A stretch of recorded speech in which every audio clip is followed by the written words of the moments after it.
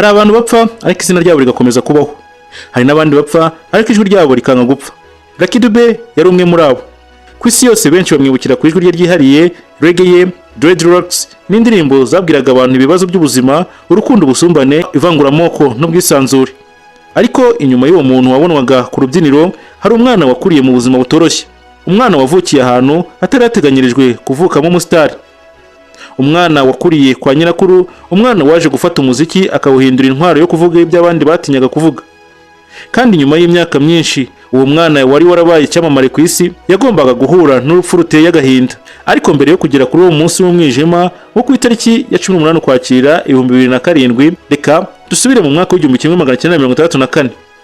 Ku itariki ya 3 Kanama 1964, mu gace kari hafi y'umujyi wa Ermelo, muri icyo gihe kari muri Transvaal ya Afurika y'Epfo, havutse umwana w'umuhungu yiswe Lucky Philip Dube. Izina Lucky ntiryari ry'umwana usanzwe. Nyina Sara yari amaze guhura n'ingorane zo gutwita inshuro nyinshi, bityo kuvuka k'umuhungu we akayibona nk'amahirwe adasanzwe. Niyo mpamvu amwita Lucky. Ariko hari ikintu kimwe uwo mwana atarazi. Ku izina nyina yamuhaye kubera ko yamubonaga nk'umugisha, umunsi umwe ryari kuzamenyekana ku isi yose. Lucky ntiyavukiye mu muryango wari ufite ubushobozi. Ababyeyi be bari baratandukanye mbere yuko avuka. Nyina kugira ngo abone uko atunga abana yagombaga kujya gushaka akazi mu mujyi. Lucky n'abandi bana bo mu muryango basigara barirwa na nyirakuru Sara. Kandi nyirakuru si umuntu wari ufite amafaranga menshi. Ubuzima bwari bugoye, ubukene bwari busanzwe. Amafaranga yo mu rugo yari ari make cyane. Ibyo Lucky yanyuzemo akiri umwana byaje kugira uruhare runini mu muntu yaje kuba. Ntabwo yakuze abona isi nk'ahantu ibintu byose biboneka. Yamenye hakiri kare ko hari abantu bafite byinshi, hari n'abandi badafite n'ibyibanze. Ibyo byaje kuzajya bigaruka mu muziki we.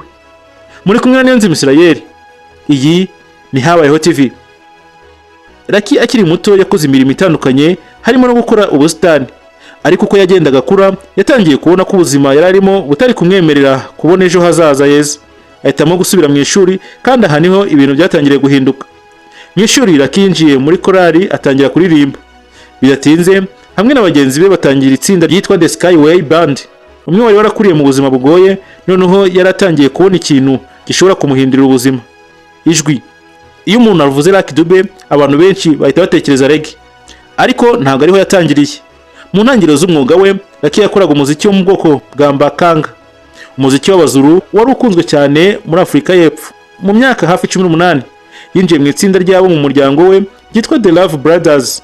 Yanakoraga indi mirimo kugira ngo abashe kwibeshaho, hari n'akazi ko kurinda umutekano. Ariko boro hari ikintu cyatangiye kumutera amatsiko: reggae.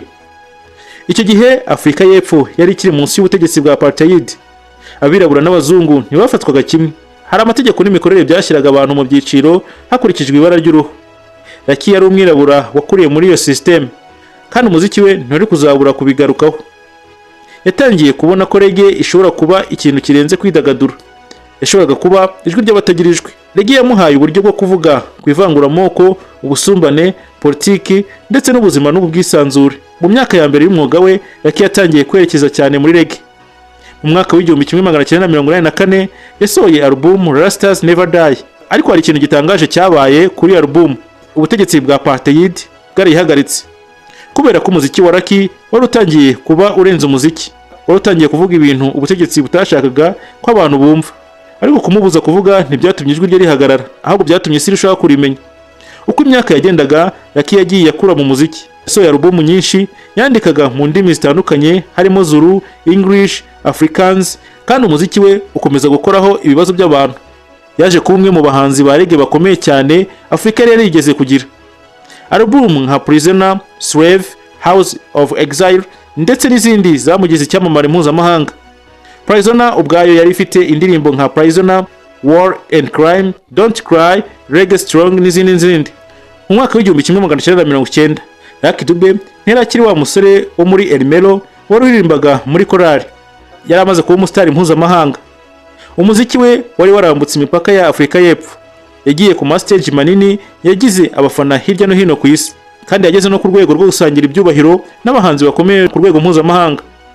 Mu mwaka w'1996 yahawe igihembo cya Best Selling African Musician muri World Music Awards.